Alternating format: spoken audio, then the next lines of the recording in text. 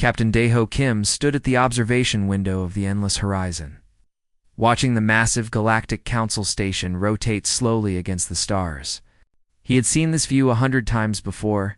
His grandfather had seen it 1,000 times. Nothing ever changed here. That was the problem, inside the Grand Chamber. Ambassador Jiwon Park presented humanity's petition for full council membership. It was the 7th petition in 80 years. Daeho already knew how it would end. He had read the historical records. His grandfather's reports all ended the same way. Rejection without discussion. Dismissal without dignity. The Valtru High Arbiter, a massive insectoid creature whose chittering voice filled the chamber through translators, barely glanced at the human petition. Denied. Humanity remains probationary members. This session is concluded. 40 seconds. That was all the time they gave humanity's plea. 40 seconds to dismiss 80 years of waiting. Beside Daeho at the window, Mireille Choi made another mark in her digital tablet. She kept records of everything. Every insult. Every closed door. Every time the council treated humans as something less than full citizens of the galaxy. Her list had grown very long. How many is that now? Daeho asked quietly. 10,347 documented incidents, Mireille replied. Her voice was calm, but her hands gripped the tablet too tightly. That's just the official ones. The ones we can prove. Down in the chamber, the Rotham delegates were laughing. The reptilian merchants found human persistence amusing.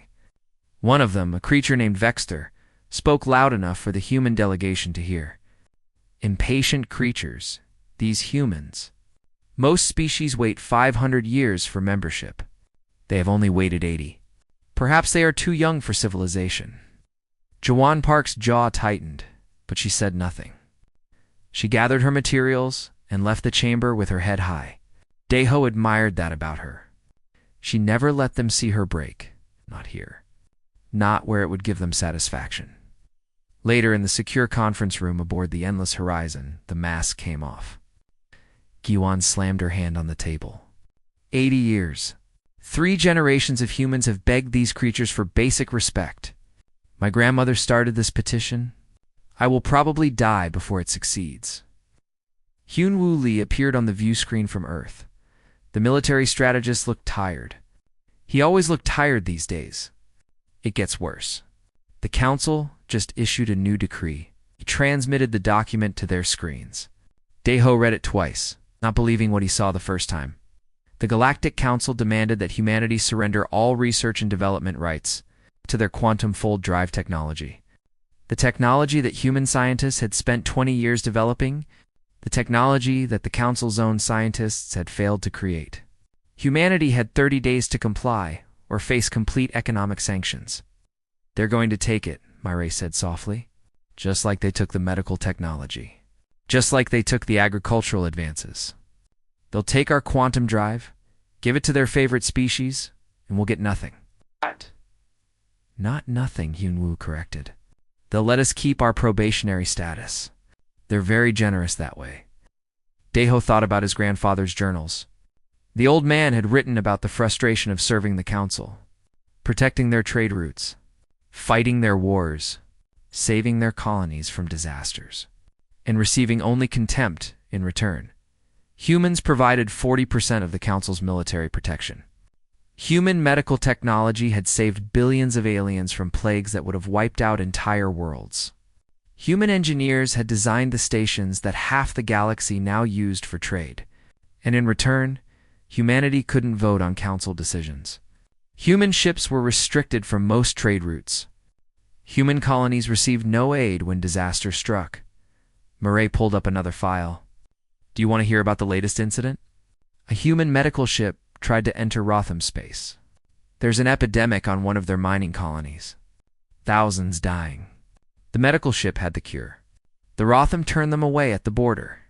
Said humans weren't authorized for that sector. Did they let the Valtru medical ship through? Giwon asked.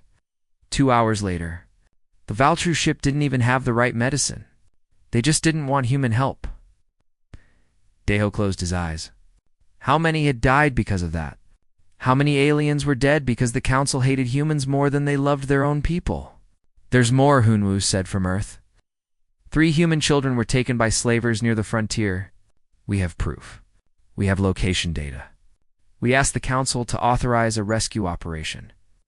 Let me guess, Guan said bitterly. Denied. They said it wasn't their jurisdiction. They said humans should have protected their own territory better. They said maybe humans shouldn't settle so far from Earth if they can't handle the dangers. The room fell silent. 3 children, taken by slavers. And the Galactic Council wouldn't lift one finger to help because the victims were human? Daeho walked to the window again. Out there, the Council station glittered with lights. Thousands of species living and working together. Or so they claimed. In reality, it was a pyramid. The Voltru and Rotham at the top. Everyone else scrambling for position below them. And humans at the very bottom, barely allowed through the door. What's our response to the quantum drive demand? Jiwon asked Hunwoo. The strategist was quiet for a moment. Officially, we're considering it. We have 30 days. And unofficially. Unofficially, I've been making lists. Lists of every crime the Council has committed against humanity. Every treaty they broke. Every human they let die. Every insult they delivered. Every piece of technology they stole. Every door they closed in our faces. What kind of lists? Daeho asked. Hyun-woo's expression on the screen was hard, cold. The kind of lists you make when you're tired of being patient. The kind of lists you make when you start planning instead of hoping. Marae looked up from her tablet. I have lists too. Fleet positions, military capabilities, political divisions, weaknesses. I've been building them for 5 years. Just in case. Just in case of what? Juwon asked. No one answered directly. They didn't need to. They all knew what just in case meant. Just in case patience wasn't enough. Just in case diplomacy failed. Just in case the Council pushed too far. We have 30 days, Daeho said finally. A lot can happen in 30 days. Hyunwoo nodded slowly. I'll send you something. Data that might interest you. Information the Council doesn't know we have. About what humanity has really been doing for the last 80 years while we smiled and bowed and begged for scraps. The transmission ended. The 3 of them sat in the quiet room, each lost in their own thoughts. Guan broke the silence. My grandmother used to tell me that patience is a virtue. That good things come to those who wait. What do you think now? Marae asked. I think, Jiwon said slowly, that there's a difference between patience and cowardice, and I think we've been patient long enough. Outside the window, the Council station continued its rotation. Beautiful and bright and utterly indifferent to human suffering. It had stood for 1,000 years. It's a symbol of galactic unity and cooperation. Daeho wondered how long it would continue standing. He wondered if anyone had ever tested whether that unity could survive real pressure. He wondered if the Council had any idea what they were creating with their cruelty. His grandfather had been patient. His father had been patient. Daeho had been patient his entire life. 3 generations of patience. 3 generations of hoping that, maybe tomorrow, the Council would see humans as equals. But hope was running out. And patience, Daeho was learning, was not an infinite resource. Eventually, even the most patient person reaches their limit. Eventually, something has to break. He just hoped the Council was ready for what would happen. When humanity's patience finally shattered, because once it broke, nothing in the galaxy would ever be the same again. The 30 days passed like a countdown to something inevitable. On Earth, Admiral Somin Kong watched the timer on her command screen tick down to 0. Around her, the Strategic Command Center buzzed with quiet activity. Everyone knew what was coming. The question was only how humanity would respond. They're not bluffing, said Dr. Yunahan, appearing on the main screen. The lead scientist looked exhausted. She had been awake for 3 days straight, making final preparations. The Council has already seized our research station at Kepler 2, 442. They killed 47 scientists who tried to resist. Just walked in and shot them. Summon's hand tightened on her chair arm. 47 humans. Dead. For trying to protect their own research. What about our people's families? The council sent formal apologies. Very polite. They said it was an unfortunate misunderstanding. They said our scientists should have complied faster. Yuna's voice dripped with bitter sarcasm. On another screen, Governor Tai Young-beek reported from the frontier colony of Taguk the 7th. 3 council warships just entered our space without permission. They're demanding we hand over our quantum research data. They're not asking, Admiral. They're taking. The situation was clear. The council had already decided humanity would surrender. They were just going through the motions of making it look legal. In their minds, humans had no choice. Resist and face economic collapse. Surrender and accept permanent subjugation. But the council had made calculations based on incomplete information. They thought they knew humanity's capabilities. They were very wrong. Dr. Han-Selman said calmly, "Show them what they don't know." Yuna's exhausted expression transformed into something fierce. She pulled up holographic displays that made several officers gasp. The quantum fold drive they're demanding is 3 generations old. We've been letting them think it's our best technology. It's not. Not even close. The hologram showed sleek ships unlike anything in the Council's databases. Weapons systems that shouldn't exist. Engine technology that defied known physics. All of it built in secret over decades. While we were begging for Council membership, Yuna continued, we were also preparing for the possibility they would never grant it. Every insult they delivered, we built another ship. Every door they closed, we developed another weapon. Every human they killed, we recruited another 1,000 volunteers. They thought our patience was weakness. It was preparation. An intelligence officer stood up. Admiral, we're receiving a transmission from Operative Ga Song. She's deep cover in Valtru territory. Ga's face appeared on screen. She was disguised as a Quellan energy being, but her human eyes were unmistakable to those who knew her. The Council's unity is a lie. Most species hate the Valtru and Rotham leadership. They're terrified to act alone, but if someone gave them an opportunity, they would rebel in a heartbeat. The Council isn't an alliance. It's a prison where the inmates outnumber the guards. Salman absorbed this information. She had suspected as much, but confirmation was valuable. How many species would support us? Support is a strong word, Ga replied. But stay neutral while you fight the Council. At least 90 species. Actively help you. Maybe 47. They're just waiting for someone strong enough to break the Veltru's control. The final piece of information came from Captain Daeho Kim. He had returned to Earth with Ambassador Giwan Park. They entered the command center together, and Daeho placed a data crystal on Suman's desk. Every human colony has been militarized, he said. Every civilian has been trained. Every resource has been stockpiled. We've been preparing for this moment since our grandparents first joined the Council. We're ready, Admiral. Guan Park stepped forward. She looked different than she had at the Council chambers. Less like a diplomat and more like a soldier. I have a proposal. We've spent 80 years asking for a seat at their table.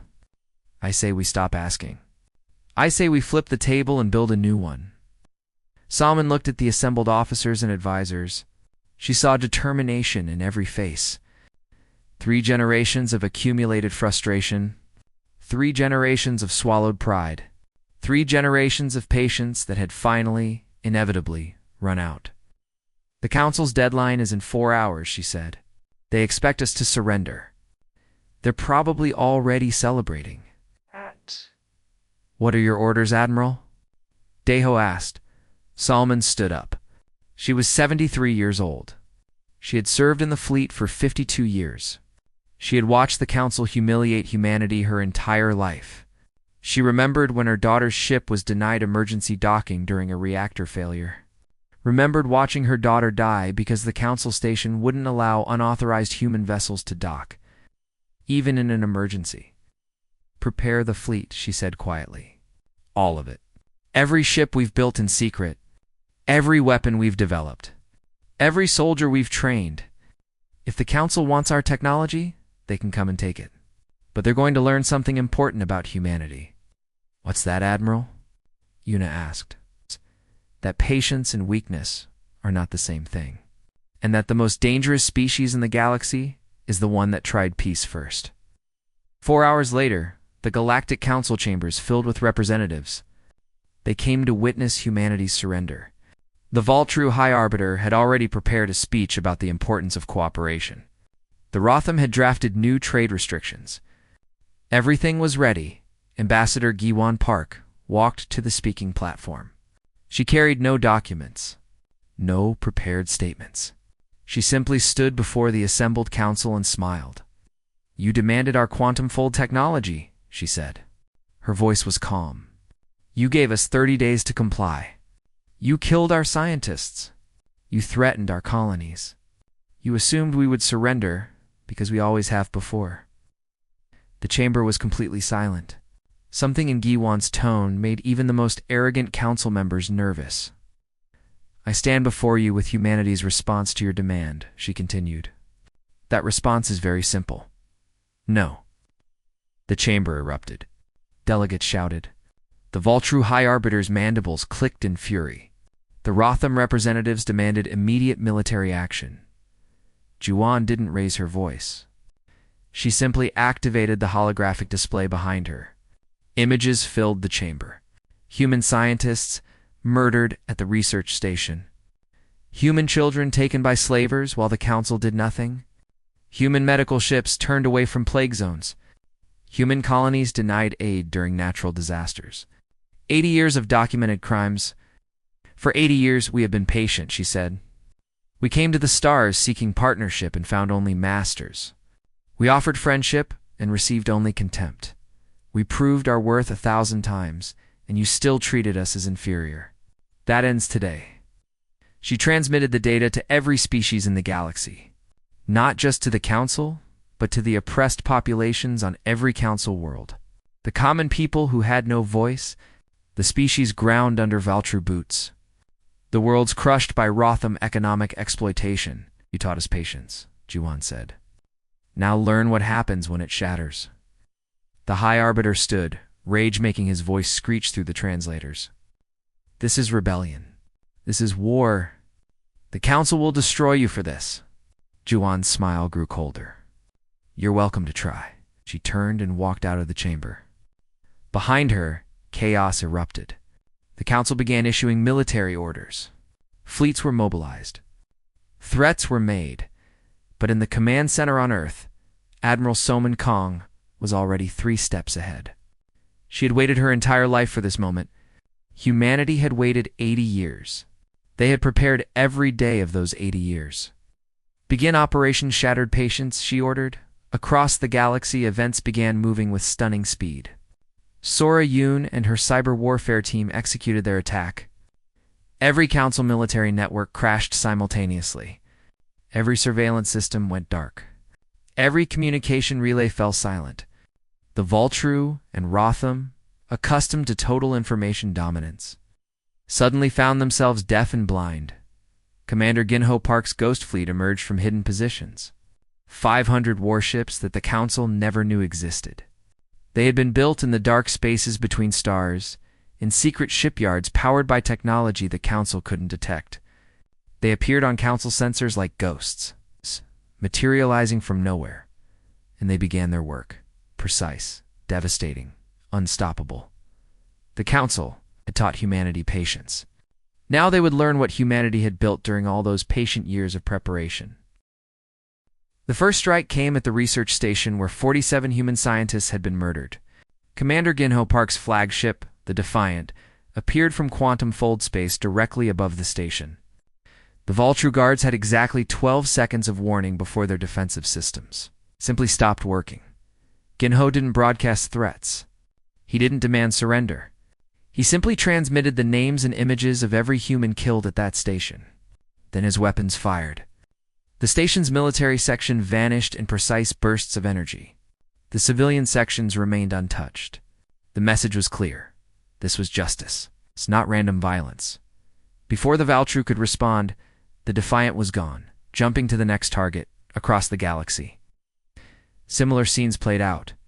The Rotham fleet that had blockaded human colonies for 3 years found themselves surrounded by ships that appeared from nowhere.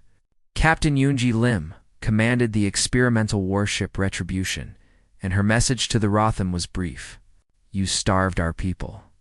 Now surrender or join them." The Rotham admiral, a creature named Saxtal, tried to fight. His fleet was considered one of the finest in the galaxy.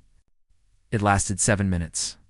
Human weapons technology was developed in secret while they appeared content with inferior council designs. Cut through Vultru shields like they didn't exist. Ships that had terrorized human colonies for years died without firing a single effective shot. Saxtal's survival pod was recovered. Yoonji had him brought aboard the Retribution. She wanted him to see something. "You once told my captain that humans were too weak to deserve respect," she said. "You said we should learn our place. Look around, Admiral. This is our place, wherever we choose to be." She let him watch as the Retribution destroyed his entire fleet, then released his pod with enough supplies to reach a Rotham outpost. "Tell your people what happened here. Tell them what happens when they mistake patience for weakness." And on Earth, Sora Yoon's cyber team worked in silent coordination. They had spent a decade mapping every council system, every network, every database, every communication node. The council's technology was advanced, but it was also old. Ancient species become comfortable. They stop innovating. They stop adapting.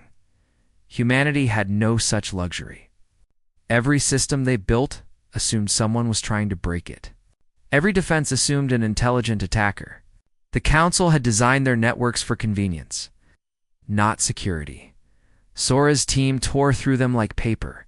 Military coordination systems crashed. Supply chains dissolved into chaos. Even simple things like traffic control on council worlds started failing.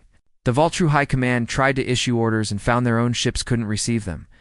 The Rotham Economic Network, which controlled trade for 200 worlds, simply stopped functioning. But the most devastating attack was the quietest. Min Hoan had spent 15 years building relationships with oppressed species within the Council's sphere. He traveled as a merchant, visiting worlds the Council barely noticed. Poor worlds. Exploited worlds. Worlds that produced resources for the Vultru Empire and received nothing in return. On each world, he had quietly made contact, shared technology, provided weapons, built trust, and waited now. As humanity struck the Council's military, Minho activated those relationships. On 47 worlds, rebellions erupted simultaneously. The Council's empire, which had seemed so solid, began fracturing. Species that had suffered under Vultru rule for centuries suddenly had weapons that could fight back, and they used them with enthusiasm. The Quellan Assembly. Energy beings who had once been powerful before the Vultru conquered them, rose up and seized their home systems. The Drix, small furry creatures the Rotham had used as slave labor, turned their mining equipment into weapons and took control of 3 major resource worlds. Everywhere the Council looked, fires were erupting. The Vultru High Command tried to respond. They gathered their home fleet, the most powerful military force in the galaxy. 3,000 warships, 50 years of construction, the pride of the Vultru Empire. They prepared to crush the human rebellion and any species that supported it. Captain Yoonji Lim met them with the Retribution and 200 Ghost Fleet vessels. The Battle of Vultru Prime lasted 6 hours. It would be studied by military academies for centuries. The Vultru had numbers. They had experience. They had technology refined over 1,000 years. But humanity had something they lacked: innovation born from necessity. The Retribution wasn't just a warship. It was a mobile weapons platform that could reconfigure itself mid-battle. Yoonji used tactics the Vultru had never imagined because they had never needed to imagine them. She attacked from angles that shouldn't exist, using Niki, quantum fold technology that broke conventional understanding of space. But more than technology, humanity had motivation. Every human in that battle remembered the 80 years of humiliation. Every captain knew someone who had died because the council didn't care. Every crew had their own list of grievances. The Vultru fought to maintain their empire. Humanity fought for dignity. The difference showed when the Vultru flagship, the Eternal Dominion, finally broke apart under concentrated fire. Something shifted in the galaxy's understanding. The species that had ruled the council for 800 years had just been defeated decisively, completely. HUMILIATING. LY. The surviving Vultru ships retreated. They left behind the wreckage of their fleet and their pride. Admiral Soman Kong watched the battle reports with satisfaction. Not happiness, she was careful to note. This wasn't joyful. Too many had died, human and alien both. But it was necessary. Sometimes the only way to stop a bully is to hit them so hard they never consider bullying again. "What's our casualty count?" she asked. 47 humans dead, her aide reported. 163 wounded. We lost 6 ships. 47 dead. The same number as the scientists murdered at the research station? Salman wondered if that was coincidence or something deeper. The universe had a sense of irony sometimes. And the Council's losses? Vultru home fleet is effectively destroyed. The Rotham have retreated to their core systems. Smaller Council species are either surrendering or going neutral. Total Council casualties exceed 100,000. 100,000. Salman felt the weight of that number. She had started this war. Those deaths were her responsibility. But she thought of her daughter, dead because a council station refused emergency docking. Thought of the children taken by slavers. Thought of the scientists murdered. Thought of 80 years of accumulated suffering. Sometimes, she said quietly, the cost of peace is paid in war. Dr. Yunahan had one final surprise for the council. The quantum fold drives humanity had surrendered to the council's research stations. The ones they had been forced to hand over before the conflict started, activated simultaneously. But they didn't provide transportation. They provided disruption. Space itself bent around council fleet positions. Ships found themselves stranded light years from where they intended to be. The carefully coordinated council response dissolved into chaos as their fleet scattered across the galaxy. It was beautiful in its cruelty. The council had demanded humanity's technology. Humanity had given it to them. They just hadn't mentioned what else the technology could do within 72 hours of Jiwan Park's refusal. The Galactic Council's military supremacy was shattered. The Vultrus sued for ceasefire. The Rotham barricaded themselves in their home systems. Smaller species fled or surrendered or joined the rebellion. Captain Daeho Kim, recovered from his injuries, transmitted a message to every world in the galaxy. His face appeared on billions of screens. Some species saw a liberator. Others saw a conqueror. He didn't care which. The Galactic Council's age is over, he said. For 1,000 years, they ruled through fear and exploitation. They crushed any species that challenged them. They took what they wanted and gave nothing in return. Humanity tried peace. We tried patience. We tried diplomacy. The Council answered with murder and theft and contempt. He paused, letting that sink in across the galaxy. We did not start this war, but we will finish it, not through conquest, but through correction. We offer every species a choice. Join us in building something better, or cling to the old ways and be left behind. The Council taught us that might makes right. We're simply better at might than they ever imagined. Across the galaxy, species began making their choice. 6 months after the war ended, President Narration stood before the ruins of the old council chambers and tried not to think about how many had died to bring her to this moment. The building was being demolished, not out of spite, though many humans wanted that. It was being torn down because it represented the old way of doing things. The new Galactic Compact needed a new home. Nari was the first human president elected after the war. She hadn't wanted the job. She was a former governor, not a warrior. But humanity needed someone who could build peace after Admiral Soman Kong had won the war. Someone who could prove humanity wanted justice, not revenge. The job was harder than any battle. "There's been another attack," General Wanchett-Shai reported. His face on the screen looked exhausted. Valtru extremists bombed a human settlement on New Korea. 73 dead. Mostly children. Ori closed her eyes. 73 more dead. The war was supposed to be over. But for some Valtru, the war would never be over. They had ruled the galaxy for 8 centuries. Losing that in 72 hours had broken something in them. "What do the locals want?" she asked. "Revenge. They want us to strike back. Hit Valtru's civilian targets. Show them what it feels like." Ari understood the desire. She had lost her own son in the war. A part of her wanted revenge too. But she was president now. She had to think bigger than personal pain. No, send humanitarian aid to New Korea. Rebuild the settlement. Find the bombers and arrest them, but do it legally. We're not the council. We don't murder civilians because we're angry. Wanchik nodded, though she could see his frustration. The Vulture think we're weak when we show mercy. Let them. We didn't fight this war to become them. We fought to be better. On the former Rotham colony world of Vex-9, Governor Kung Ho-Oh faced different problems. The Rotham workers sabotaged production lines daily. They refused to acknowledge human authority. They saw Kung Ho as an occupier, not a liberator. Kung Ho couldn't entirely blame them. From their perspective, one empire had simply replaced another.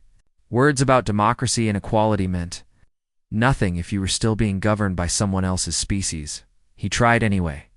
Every morning, Kyun Ho walked through the production facilities without guards. He spoke with Rotham workers, asking about their concerns. Most ignored him. Some spat at him.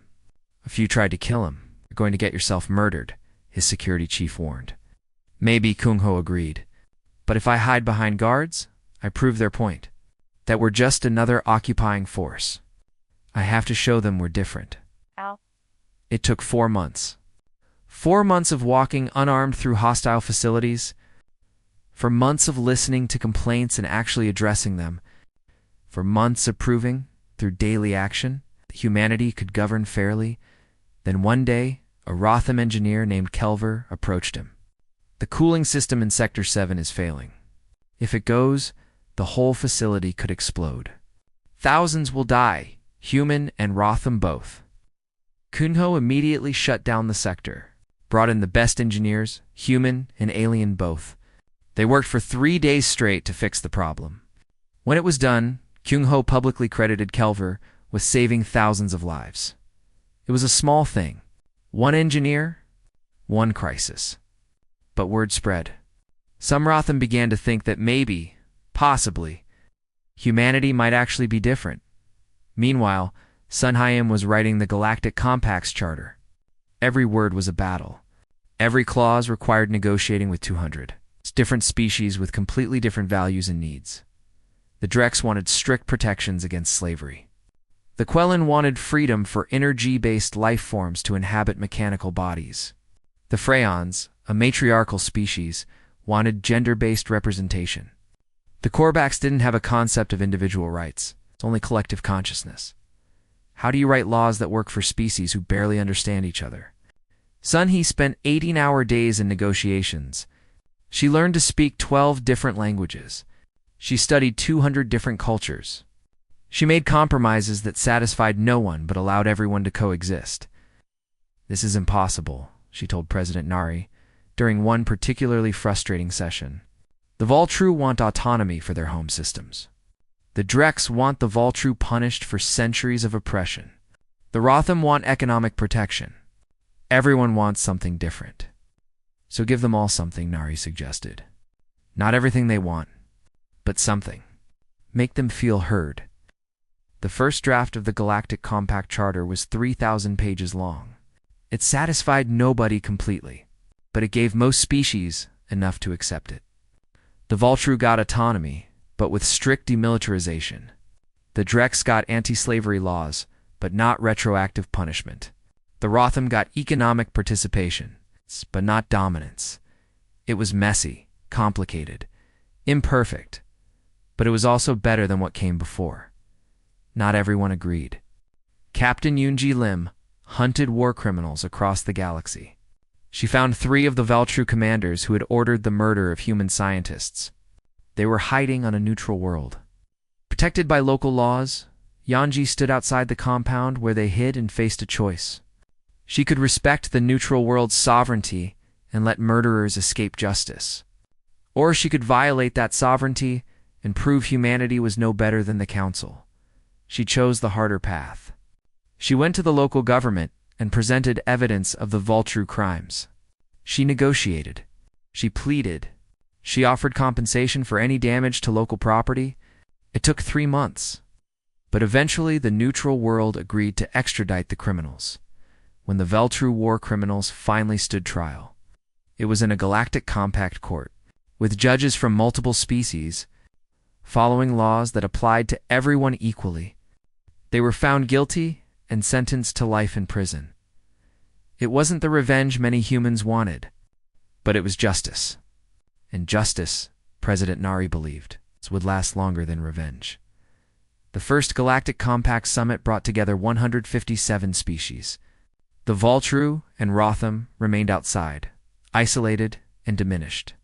The summit was scheduled to inaugurate the new government, to formally dissolve the old council and begin something better. Then the bomb went off.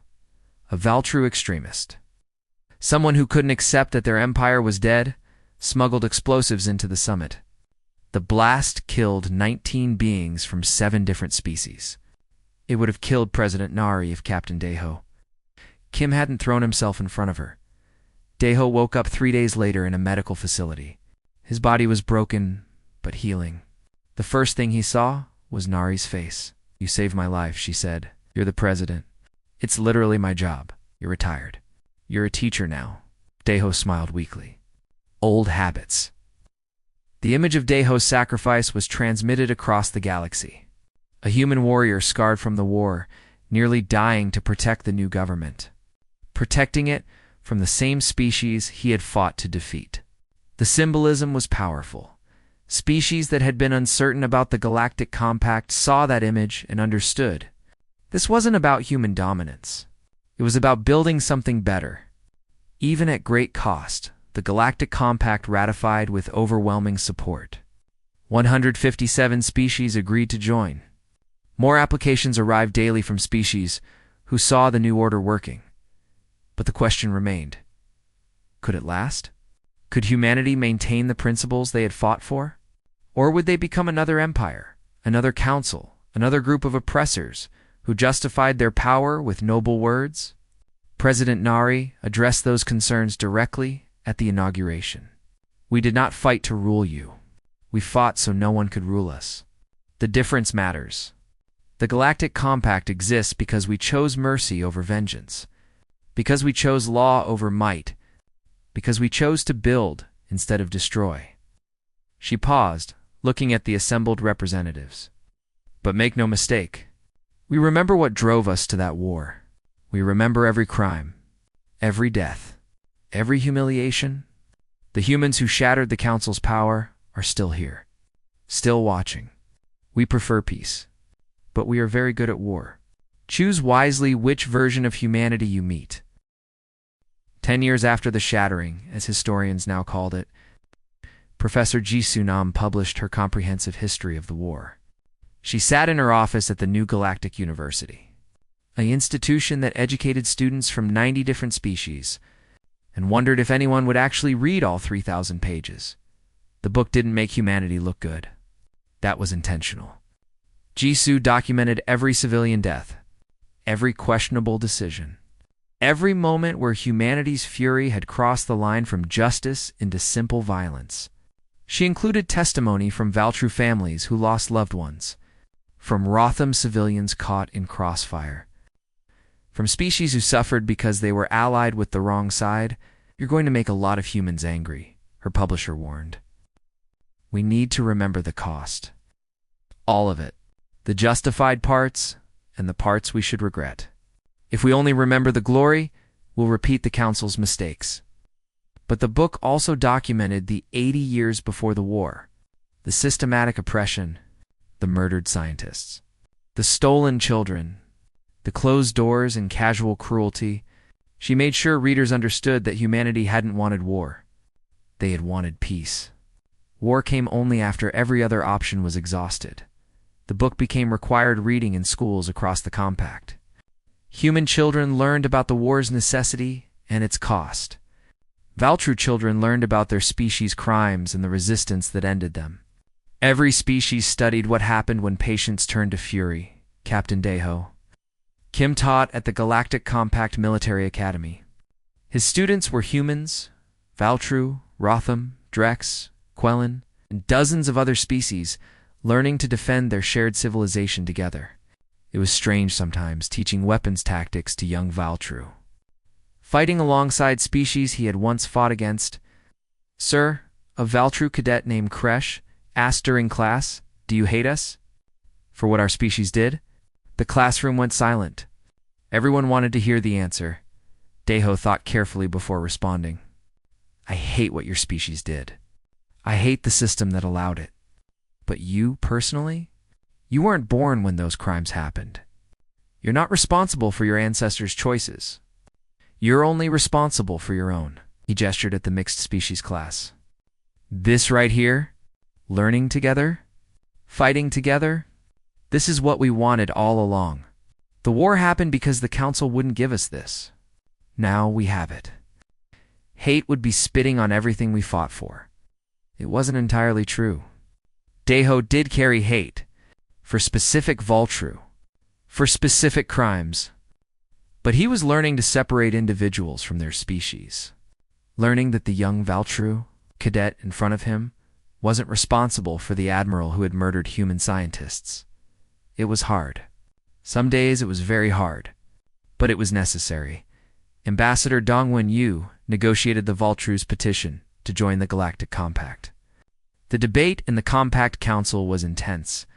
Many species wanted to reject them, make them suffer longer. Prove a point. "They oppressed us for 800 years, one delegate argued. 10 years is nothing, agreed Dongwan replied. 800 years of oppression, which we ended in 72 hours. The question isn't whether they deserve punishment. The question is what kind of government we want to be." The vote was close. The Valtru were admitted with strict conditions. Limited military, mandatory reconciliation programs, human observers on their governing council, and a formal apology. The Valtru delegation, led by a young diplomat named Kreshtal, traveled to Earth to deliver that apology. Thousands of humans protested. They carried signs with the names of murdered scientists, images of destroyed colonies, lists of crimes 8 centuries long. Kreshtal stood before the human government and spoke with obvious difficulty. "My species committed terrible crimes against yours. We justified them with claims of superiority. We told ourselves you were young, impatient, unworthy. We were wrong. We were cruel. We were unjust. On behalf of the Valtru people, I apologize." Some humans shouted that apologies weren't enough. They wanted harsher penalties, permanent restrictions, some level of revenge. President Narration, now in her second term, addressed the crowd. "An apology doesn't erase the past. It doesn't bring back the dead. It doesn't heal all wounds, but it's a start. And we have to start somewhere. Otherwise, we're just perpetuating the cycle." Not everyone accepted that. Some humans never would. The wounds were too deep. But enough did that the Valtru integration could proceed. Admiral Taehun Seo commanded a fleet with ships from 50 different species. His second in command was Valtru. His chief engineer was Rotham. His medical officer was Drex. When a crisis erupted in the frontier, a species called the Vexer, attacking neutral shipping, the combined fleet responded. Taehun watched his crew work together. Saw the Valtru tactical officer coordinate with the human weapons chief. Saw the Rotham engineer working alongside the Drex damage control team. 10 years ago, these species had been killing each other. Now, they trusted each other with their lives. "It's working," his Valtru second-in-command said quietly. "I didn't think it would, but it's actually working. It's working because we make it work," Taehun replied. "Every day, every shift, every decision to trust instead of hate. Chancellor Haijin Quan addressed the Galactic Compact's 10th anniversary summit. The assembly hall held representatives from 300 species now. The Compact had grown beyond anyone's initial expectations. 10 years ago, she said, humanity's patience shattered and the galaxy trembled. The old council fell. Millions died. The entire galactic order changed overnight. Some call it the War of Liberation. Some call it the Human Rebellion. Some simply call it the Shattering. She looked across the diverse assembly. But look at what we built from those ruins. Not a human empire. Not a new tyranny. A genuine partnership of equals. The old council ruled through fear. We offered choice. They suppressed dissent. We encouraged debate. They concentrated power. We distributed it. Her expression hardened. But this anniversary is also a warning. We remember what drove us to war. Every injustice. Every death. Every humiliation. The Galactic Compact exists because humanity chose mercy over vengeance. But that choice was ours to make. Never forget that. Never mistake our preference for peace as inability to make war. In the audience, former Admiral So-Min Kong listened. She was 93 now, retired for 5 years. But she heard the steel in Haijin's words and approved. The young ones needed to remember both the cost of war and the strength to wage it if necessary. After the speech, Murray Choi spoke with a young human student who was writing a paper about the war. Was it right? The student asked. What we did to the council? Murray considered the question. She had been there from the beginning. Kept the lists of crimes. Witnessed the transformation. I don't know if it was right. I know it was necessary. Sometimes that's all history gives us. Dr. Yunahan worked in a laboratory with scientists from 20 different species. They were developing a new medical treatment that would benefit everyone equally. The Valtru researcher next to her had brilliant ideas. The Rotham chemical engineer solved problems no human could. The Drex biologists understood cellular structures in ways that defied human comprehension. This is what it should have been all along, Yuna said during a break. Cooperation. Sharing knowledge. Building together instead of competing. It took a war to get here, the Valtru researcher noted sadly. Yes, but we're here now. That matters. On the frontier colony of Taguk 7, Governor Taiyang Beek watched the first mixed species settlement being established. Human families lived beside Valtru families. Rotham merchants traded with Drex craftsmen. Children of different species played together in parks designed to accommodate everyone's needs. It wasn't perfect. There were fights, misunderstandings, cultural clashes that required careful mediation. But it was happening. Species that had been enemies were learning to be neighbors. Do you think it will last? His aide asked. Taiyang thought about his grandparents, who had endured the council's oppression. Thought about the war. Thought about the fragile peace they had built. As long as we remember why we fought. As long as we choose to build instead of destroy. As long as we stay vigilant. In his final class before retirement, Captain Daeho Kim faced a question he had been asked many times. A young human cadet, barely 20 years old, raised her hand. Captain, if the council came back tomorrow, if some species tried to rebuild the old system, would humanity do it again? Would you fight like you did 10 years ago? Daeho looked at his diverse class. Students who represented the future, the generation that would inherit what humanity had built. He thought about his grandfather's journals, about 80 years of patience, about the moment when patience became fury. I hope, he said carefully, that no one is foolish enough to find out. We proved we could break the old order. We've spent 10 years proving we can build something better. But if someone threatens that, if someone tries to return to the old ways of oppression and tyranny, he looked directly at each student, making sure they understood. The humans who shattered the Galactic Council are still here. Still teaching. Still watching. Still ready? We prefer this peace. We worked hard to build it. But we remember how to break things too. And we're very good at it.